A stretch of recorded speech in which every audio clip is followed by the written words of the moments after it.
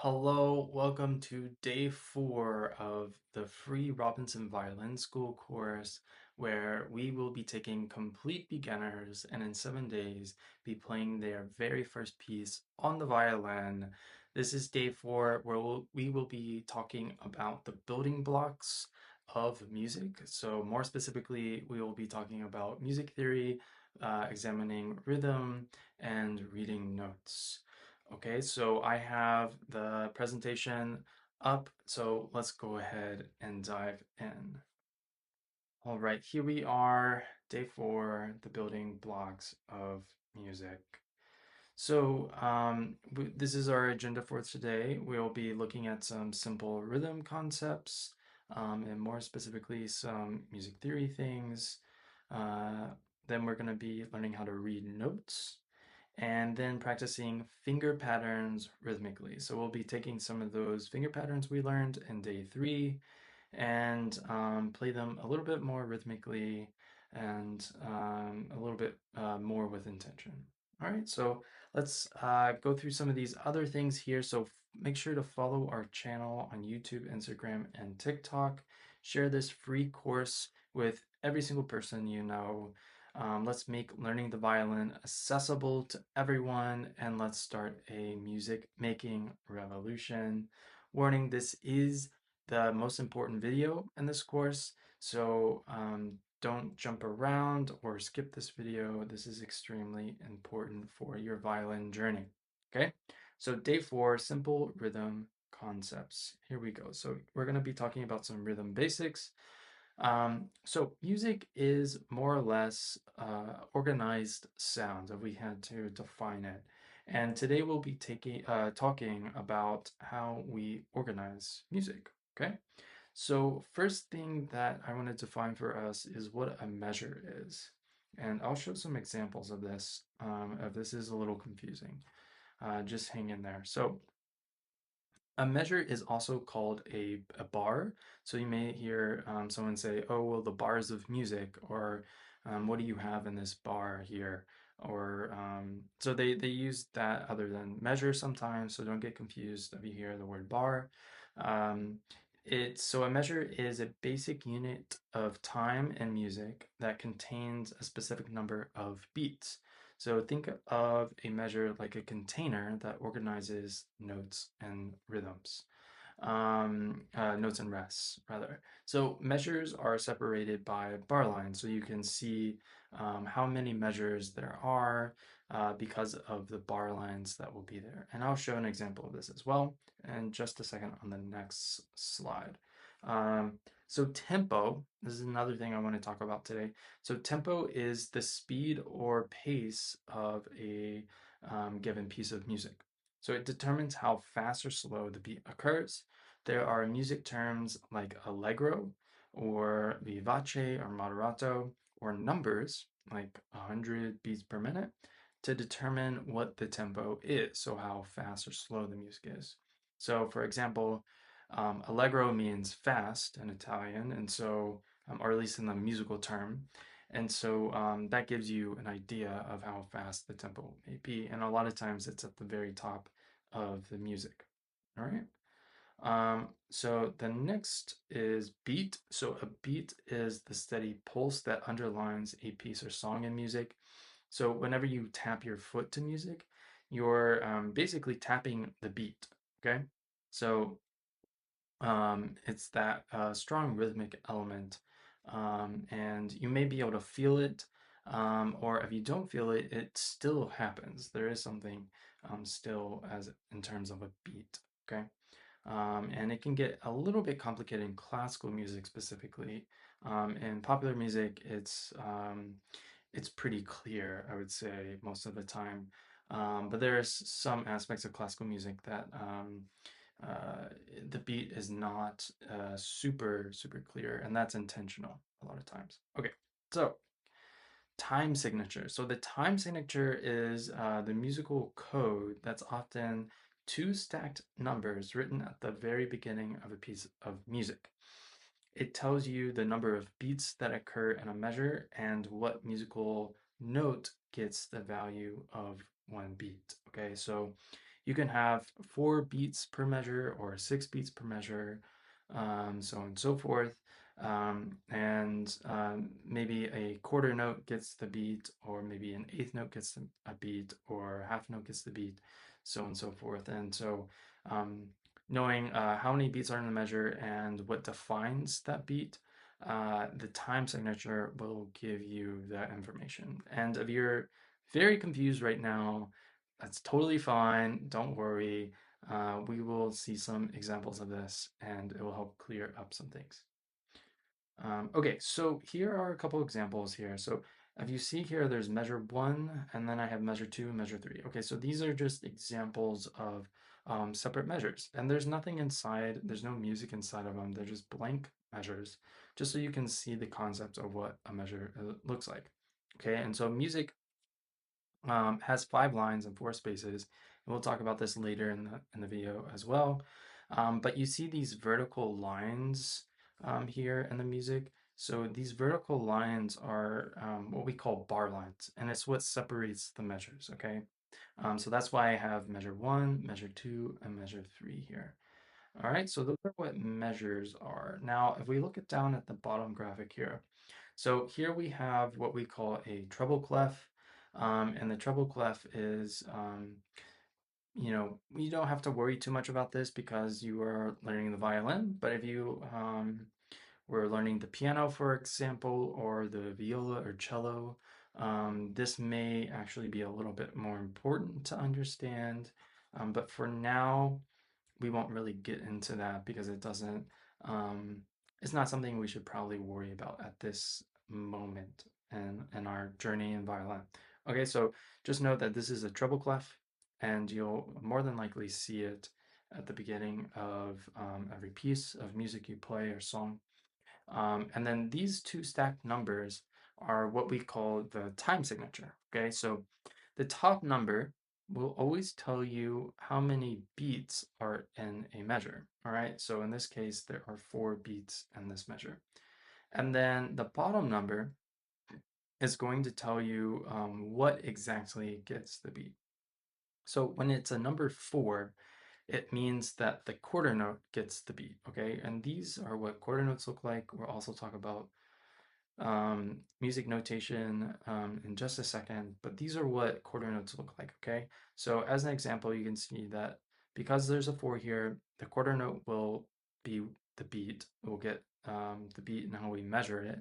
And so, and then the top number will say there's 4 beats in the measure. So there are 4 quarter notes in this measure, okay?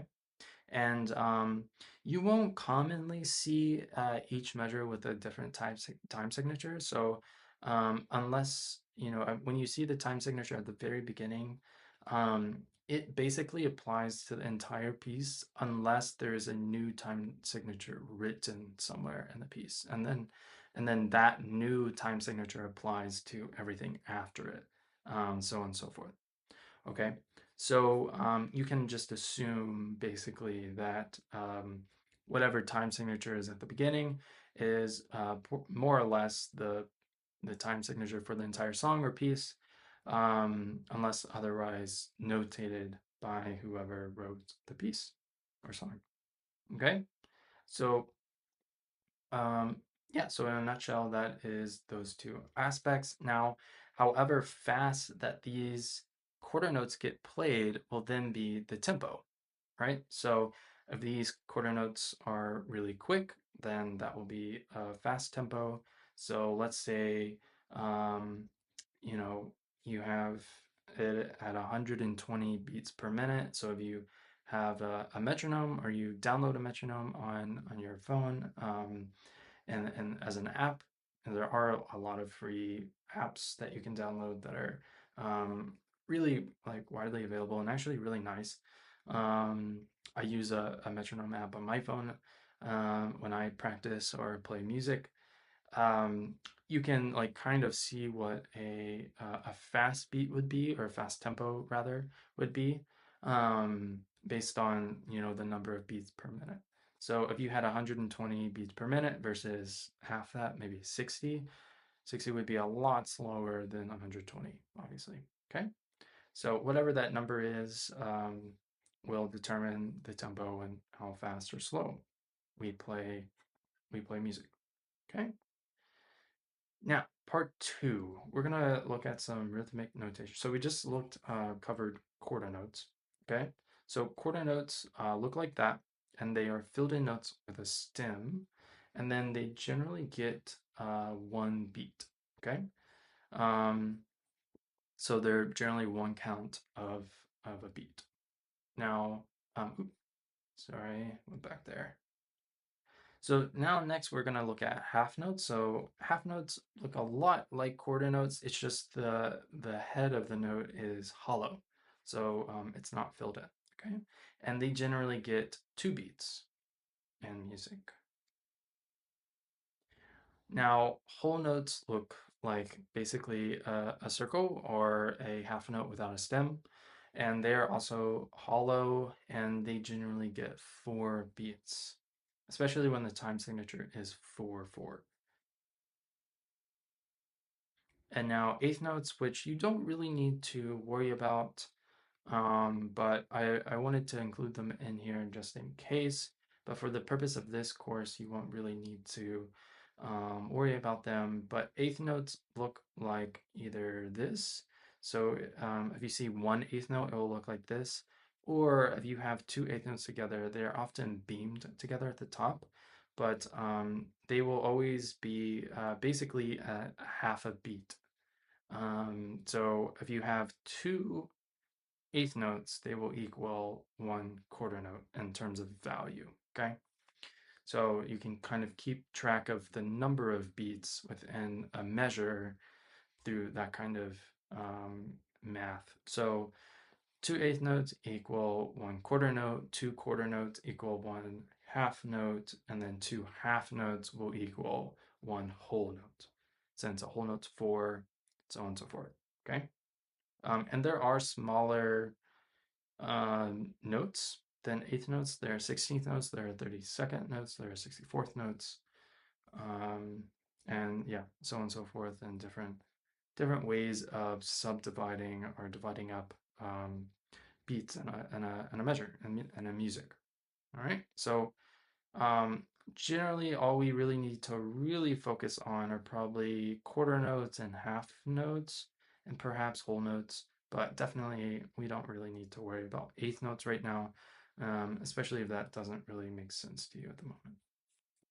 Okay, so now going on to reading notes, all right?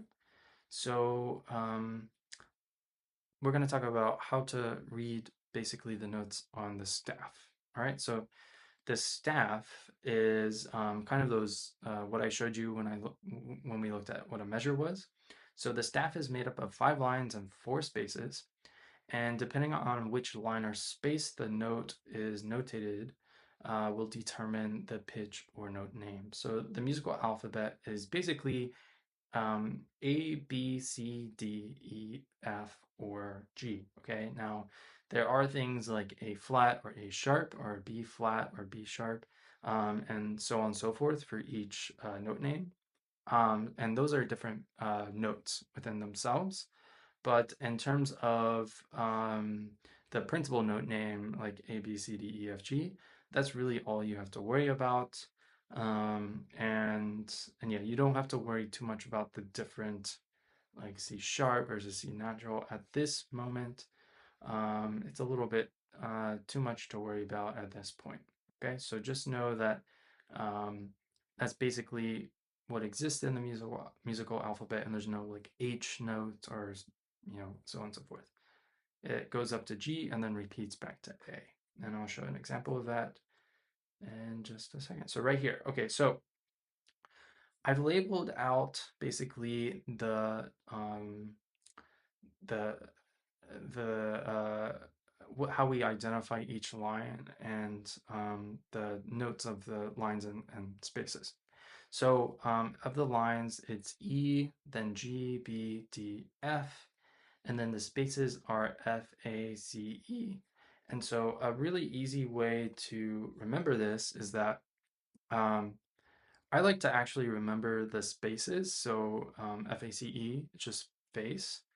And so I can just, if I know what, the space is, if I just go up one letter in the alphabet, so the next line up would be G.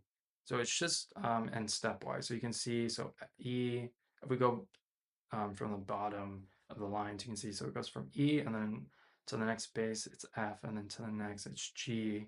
And then we repeat back to A. So then it's A, and then B, and then C, D, E, F. And then this top at the very top would just be G, and then you can keep on going and putting notes higher and higher above the staff. But for now, we just need to really focus on these 5 lines and spaces.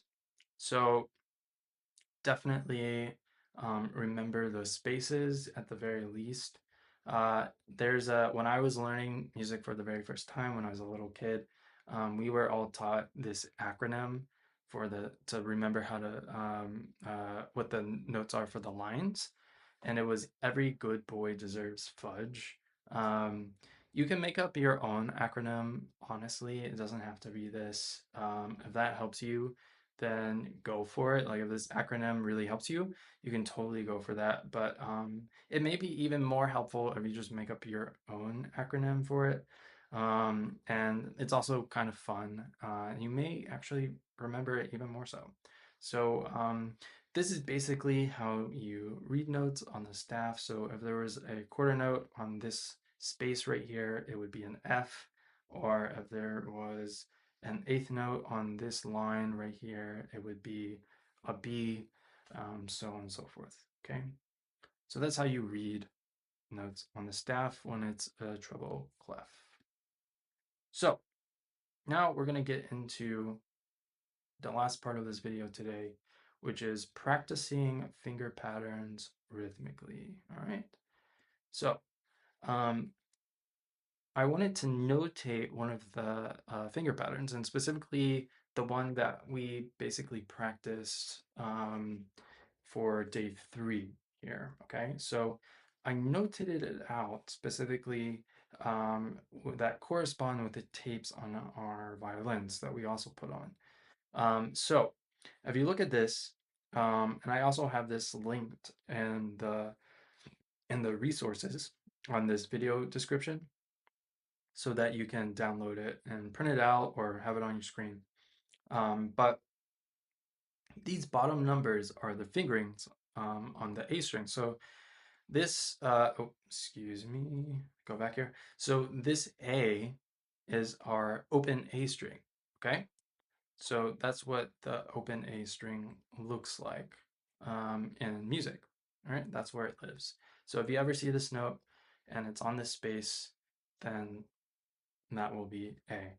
And you can always tell basically where the quarter, so wherever the quarter note lies on the staff, so right here, you can see it's clearly in the space, but here you can see that the line goes through the middle of the head of the note.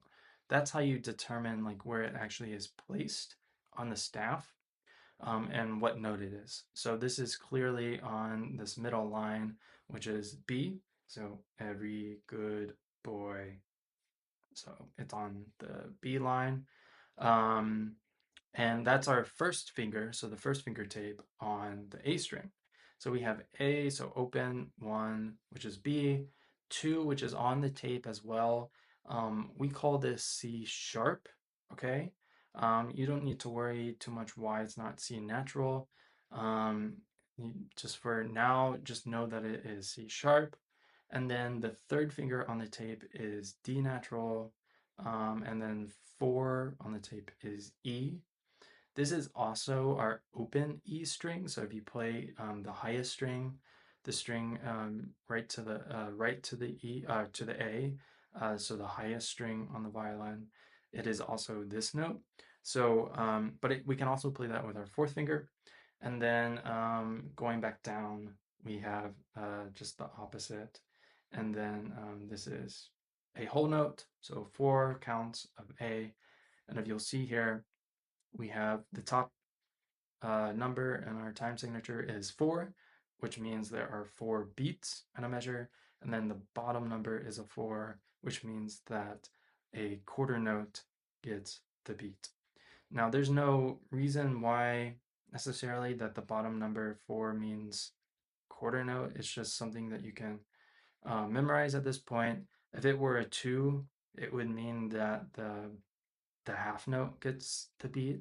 If it were 1, so if it was 4-1, then it would mean that the whole note actually gets the beat, and that there would be 4 beats per measure. So then that would be like 4 whole notes per measure, which you know would be interesting to look at. But for now, you can just memorize that when you see a 4 at the bottom, that basically means that the quarter note gets the beat. Okay, so so this is how it would be notated out on music, and it's just the exercise that we've been working on, which is the open 1, 2, 3, 4, and then back down 4, 3, 2, 1, open. Okay, so you have it here, and it's all in quarter notes and 1 whole note. The quarter note gets the beat, and this pattern starts on the open A string. Okay, and the fingers will go on the corresponding tapes. Finger is below the notes, and the note names are above. Okay, so that's more or less how that happens. So, what I would like for you to do, and we'll do this together as well, but you'll need to have a metronome handy. Okay, and I would like for you to um, practice this exercise here, the one that we've been doing, and use the music with it, and practice this at 60 beats per minute. So you'll have to, if you don't have a metronome handy, like you can buy metronomes that are just like these like little devices that are mostly digital now. There are some older ones that have like a pendulum that also work. Uh, and but if you don't have one of those, then it's so easy and also free to just download an app, a metronome app. All you have to do is go into your app store and just search for metronome, and there'll be several options that come up that you can use. And yeah, so you would just put the metronome at 60, which means every single click that happens is the speed or the tempo of how fast you play each quarter note, okay? And each quarter note gets 1 click. So, and I'll demonstrate this so it's clear as well. But yeah, so I will join you outside of this presentation, and we'll do this together. All right, so I'll see you in a second with my violin and bow. All right, so welcome. We will be doing this finger exercise that we've been working on for a couple days now, and we will be doing it now rhythmically. All right, so get out your metronome.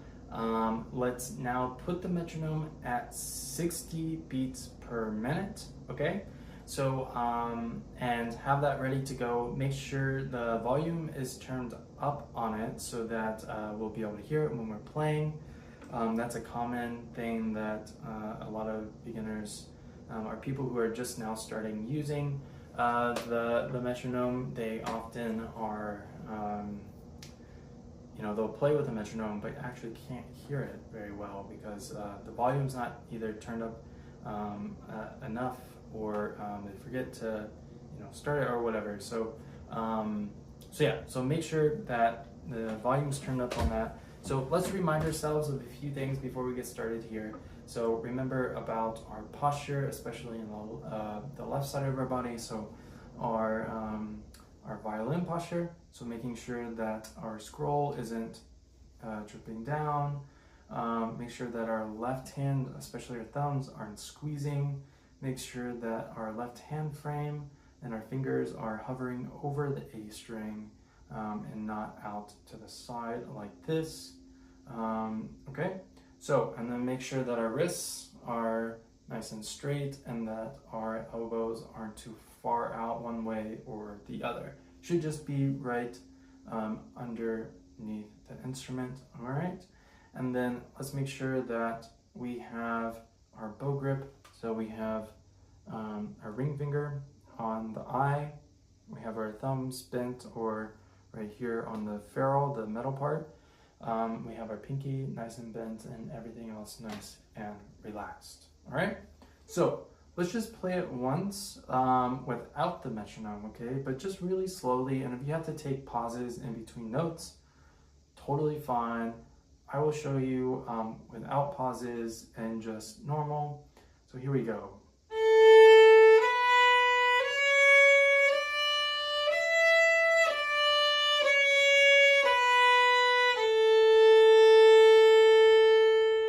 All right, so generally that was more or less pretty rhythmic already, but again, I've been doing this for kind of a while, and so it's hard for me not to already be rhythmic in some ways. So let's go ahead and turn on our metronome. Make sure that also when you're playing, we're on the A string here, right? And also pull up the exercise and the music for it, all right? And so I'll turn on my metronome so that we can have this going, all right? So this is at 60 beats per minute, so every single click that we hear is 1 beat and also represents 1 quarter note, all right? So here we go. 1, 2, ready, go.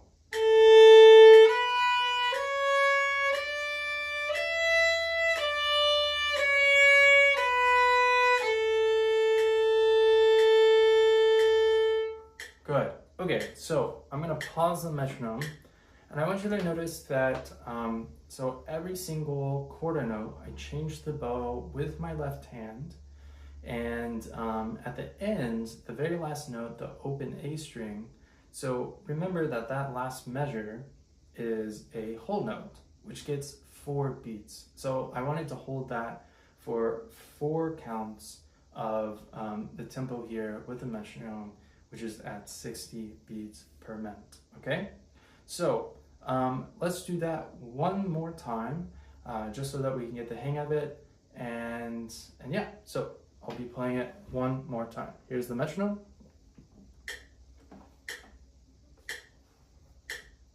1, 2, ready, go.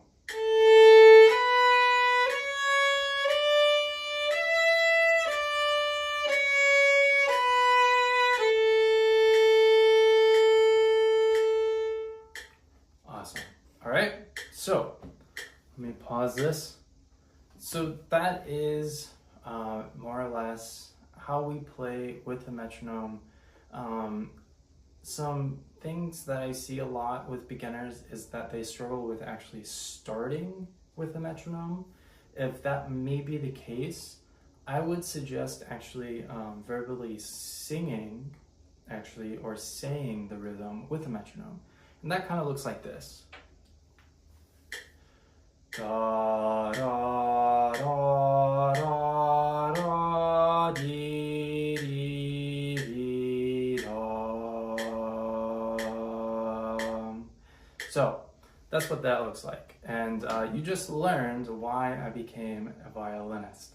Obviously not a singer, but just to be vulnerable and show you what you can do to help play with the metronome, but also feel the rhythm internally. Now, if singing the actual pitches is really difficult for you, then you can just say a single syllable and or hum. But the most important thing is to correlate a change of pitch with whatever the rhythm may be. So definitely do the 2 measures of quarter notes and then 1 measure of a whole note. So holding it for 4 beats or 4 clicks on the metronome, okay? Now, another thing that you can do if you're struggling with actually just starting with the metronome itself is try just practicing the very first note exactly with the metronome. So you basically just, I'll actually demonstrate this now. So I have the metronome going. What I want to do is anticipate the first click. So one things that I have been doing is just counting in. So I would say 1, 2, 3, 4. Okay, and we can just try that a few times. So count to yourself one full measure. 1, 2, 3, 4. And when you count, just make sure that you're also saying your counts exactly with the metronome, okay? And now, just to make sure we're all on the same page, I'm saying 1, 2, 3, 4. Why am I counting to 4? Is because we just have 4 beats in the measure. So I will count one full measure and then start to play. All right? So those are some strategies that can help you not only play this finger exercise more rhythmically, but also some strategies to help you play with the metronome itself. Because a lot of times that I see with beginners is that struggle with starting to move their hands and bodies at the same exact time. Now, one more thing that I'd like to offer is that if 60 beats per minute feels way too fast for you, there are a couple things you can do. One is just make it slower. You can make it 50 beats per minute, or even slower than that. Another thing that you can do is take a beat of rest, so make a silent beat in between each note. So let me demonstrate what that might look like. Okay, I'll still count to 4 though before I start. 1, 2, 3, 4.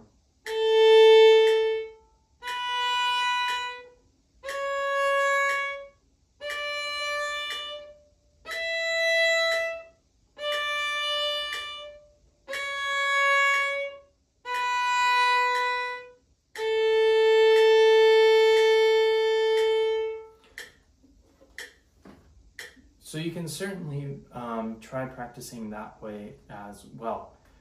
It's really helpful in the sense of giving yourself some time to recollect and think about what's coming next and prepare for it, okay? So those should be some pretty good strategies for you to build this up. Do your best with trying to get this without pauses and just playing it straight through with a metronome at 60 beats per minute. And again, we're not going for perfection here. It's all about progress. Do your best. You're doing incredibly well. And I'm just incredibly thrilled about your journey so far and that you've already come this far. Just a few days ago, you didn't know how to play anything on the violin, and maybe you knew maybe a little bit about it. Maybe you've heard the violin been played before in a concert or perhaps a recording of it. But now you're actually making sound, you're moving your left hand and your bow, and that's just incredibly exciting. So we'll go back into the presentation now and finish up the lesson for today. See you there soon. Hello, welcome back to the presentation. All right, so we just looked at several ways of practicing our finger pattern rhythmically, and I just wanted to add that you can really do this kind of concept to all of the finger patterns, especially the ones that are the longer finger patterns that I've shown, the ones that are more than just 2 notes. And it's a great way of just practicing your inner rhythm and learning new ways of playing with a metronome and developing that skill. It's very, very important.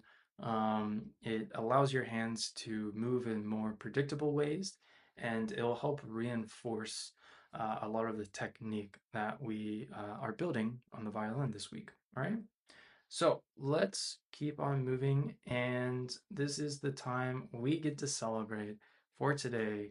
We are at the end of today's lesson, and we will be getting our practice assignment. So you made it to the end of day 4. Not only have you learned about sound production, but now you are becoming closer than ever to reading music and starting your very first piece on the violin.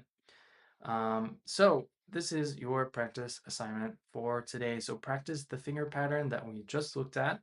And I have the music linked and the resources.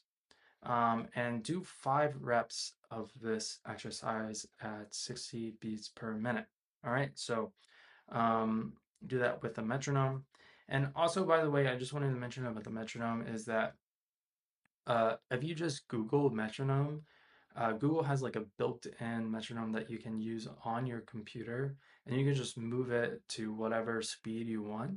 And that also works if maybe you're not super comfortable with having a metronome app on your phone or on your iPad or whatever device you use.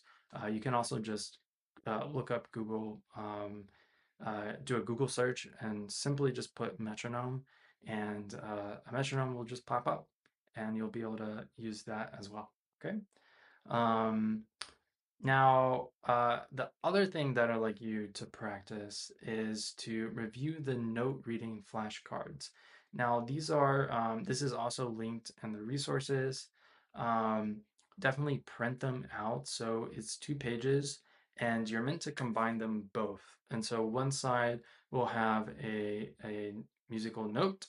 So basically a note on the staff somewhere. And on the flip side, it will have the note name of it and then also how it's played on the violin. So it may be, the second finger on the A string or the third finger on the D string, so on and so forth. And so you can start studying those, and especially the ones that are for the A string, since we've been working on that the most so far. But don't let me stop you if you feel that's a little bit boring. Um, uh, do all of them if you'd like. It definitely doesn't hurt. Okay, so that's what I would do. And again, I am so incredibly thrilled for your progress on this course. And remember that perfection is not the goal, progress is. That is so, so important. And I just want to reiterate, if you ever need help or have questions, definitely book a free violin strategy call with me, and let's explore how I can make your violin journey as meaningful as possible. That is the URL link right there, robinsonviolinschool.com/start. I also have that linked in all the video descriptions.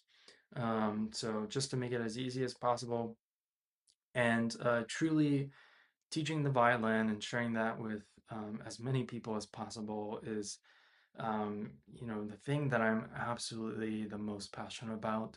I think, more people playing music and being able to explore this creative side, or just, you know, be able to seep into all the great things that music provides people, just like it has for me in my life. If I can pass that on and help others achieve those things, it's so, so, so meaningful. And that's why I do it. So if there's something that you feel like I may be able to help you with, please don't hesitate to reach out. And if things don't work, then you saw a little glimpse of day 5. If things don't work, then you'll still have a clear strategy forward that you can work with. So yeah, absolutely reach out. And if you don't want to book a call or anything like that, please just send me a message in the school community, and we can talk that way as well. But again, thrilled for your progress, and I'll see you in the next lesson.